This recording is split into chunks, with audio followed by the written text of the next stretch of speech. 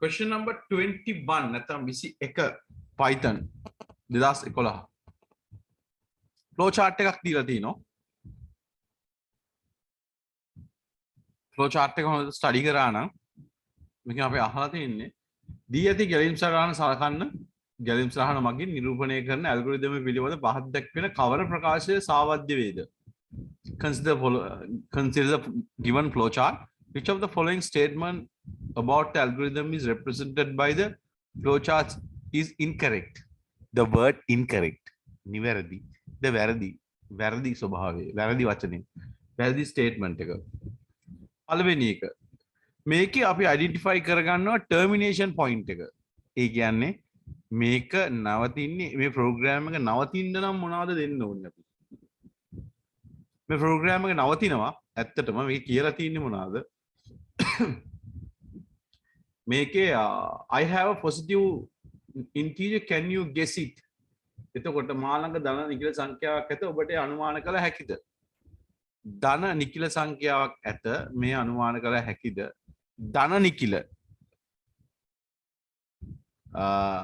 ධන නිකිලයක් කියලා අපි අඳුන ගන්න ඕනේ පූර්ණ සංඛ්‍යාවක් දෙන්න ඕනේ. ඒක පූර්ණ සංඛ්‍යාවත් දශම නැති වෙන්න ඕනේ නේද? පූර්ණ සංඛ්‍යාවක් දෙනවා දශම නැති. ඒක පළවෙනි එකේ දීලා තියෙනවා it stops when the user entered the -1. ඔව් -1 දුන්නොත් මේක ඉස්සරහට යන්නේ නැහැ, stop වෙනවා. y එක කියන එක අඩුයි බිඳුවට වැඩිය. එතකොට මේක stop වෙනවා. yes කියලා තියෙනවා එතන. it stops when the user enters value 5. එතකොට x සමානයි y ද?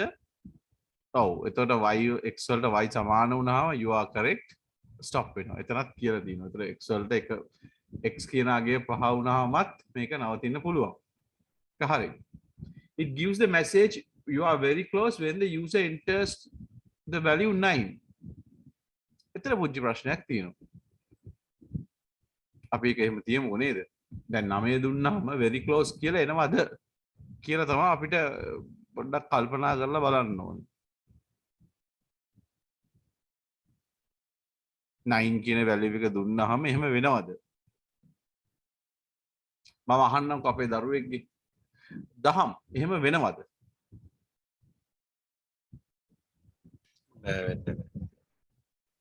මොකද?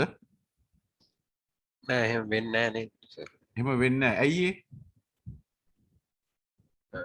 very close කියන එක එන්නේ y වලින් x අඩු කරපුවම ඒක 3ට වඩා අඩු නන්නේ. 5න් 9 අඩු කරපුවම ඒක 4යි.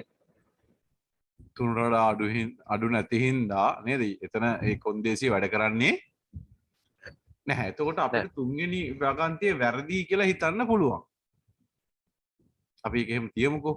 It gives the message you are very close when the user enters the value 6. දැන් x වල තියෙන්නේ කීයද? 5යි. y වල 6 වුණාම මොකද වෙන්නේ? එකයි less than එකයි උත්තරේ එන්නේ. එතකොට ඒක less than 3. එතකොට you are very close කියන එක display වෙනවා. issue එකක් නැහැ. If the value entered by the user 8, it allows to enter another value. එහෙම වෙනවද? අපි අහමු Steve. එහෙම වෙනවද ඒක? ඔව් නේද? ඔව් වෙන්නේ ඇයි?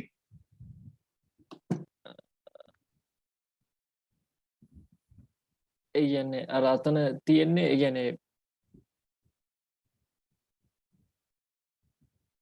මොනවාද අර ඒ තියෙන වැලියු එක පහ නැතුව වෙන ඕන වැලියු එකක් දැම්මොත් මයිනස් වැලියු එකකුත් නැතුව ඒක කොහොමත් මොනවාද allow කරනවද? ඒ කියන්නේ අවස්ථාව වෙනත් අගයක් දෙන්න? ඔව් නේ. ඒ කියන්නේ පහ හරි මයිනස් වැලියු එකක් හරි දුන්න නැත්නම් කොහොමත් එතනින් ආයෙනවා නේද?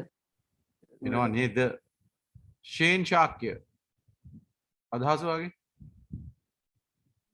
උස 0ට වඩා අඩු නැත්නම් මේ පහ වෙන්නෙත් නැත්නම් සර් ආයෙ ඉන්පුට් එකක් ගන්න තියෙනවනේ.